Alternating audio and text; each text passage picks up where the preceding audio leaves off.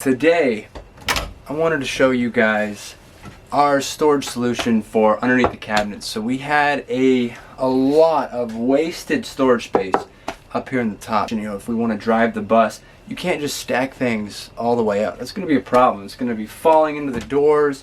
And so what we did was we just created some separate drawers that would just tuck away in here. We could organize everything depending on, you know, what we have. Got a toaster in here.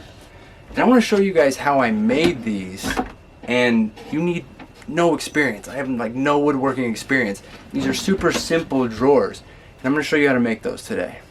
Let's do it. I want to preface this by saying I'm by no means a carpenter, so even if you have no woodworking experience, you can definitely make this drawer. To do these drawers, you're going to need just a saw will work. I have a table saw, thankfully, but if you only have a saw and maybe a straight edge to get some straight lines, you can do that. We have our brad nailer. Again, hammer and nails could work, just small brad nails to hold it all together with some wood glue.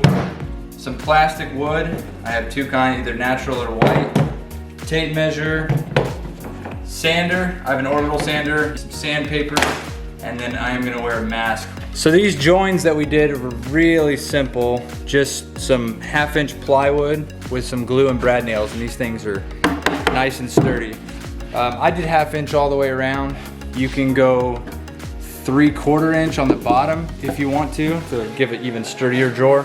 But I've made a couple of these. Our entire pantry are made out of drawers just like this, and they worked out pretty well. Let's get to building.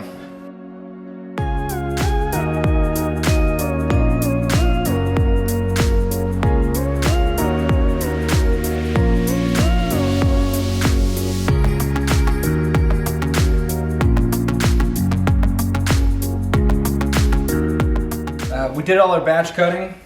These are all of our sides, our backs, our fronts, and our bottoms. And so before we join those together, we're gonna sand them down now so you can get to all these sides that you won't be able to get to once you join the boards.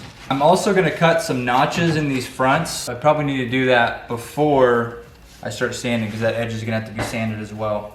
Okay guys, so we're finally to the best part. We're gonna join these boards all together. So I have my base right here, along with two sides, my back and my front. So then I'll just test fit everything before I actually glue down to see what it'll end up looking like. And then I'll just glue and nail that right to the front. Okay, so if you want to, it can be pretty easy to actually put the back on first. That way you know exactly how far your sides are supposed to be. So we'll go ahead and do that. Get that wood glue, give it a little line right on the bottom. You can keep a paper towel or a cloth nearby so that you can wipe off the excess. I'm using the table to keep it nice and flush.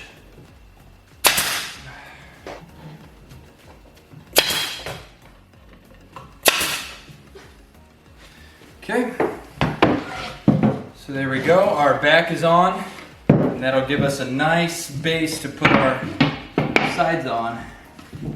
Okay, this time you can just take your glue and just run it right down the side.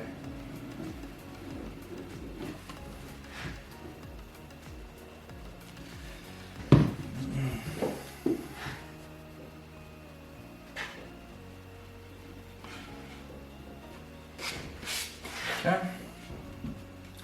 And then just pick one side or the other to start with. I'm going to start with the bottom. Just making sure everything is nice and flush. Also make sure that your nails don't come out uneven because this is only 1/2 inch board, so it can easily come out the wrong side. Come out of the side of the board. And then just work your way down. If your wood is a little warped, you can actually get that out as you go.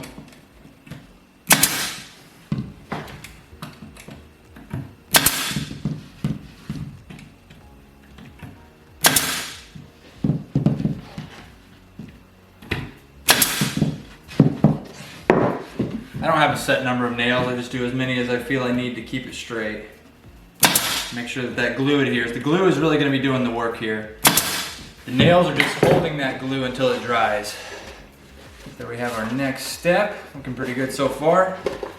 And these really, like, you can just get going. Kind of set it up to batch it like this. Just do one after another.